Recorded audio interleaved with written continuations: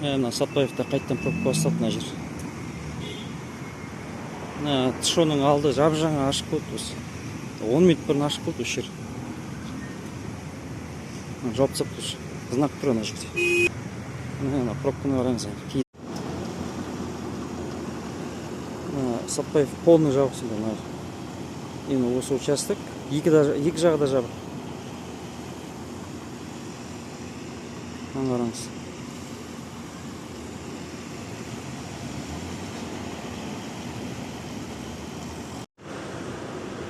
Тышоның қасы. Жол жабық, Сатпаев. Мына жерде машина жиналып отыр. Әлі көбісі білмейді ғой. Құрып кетіп отыр.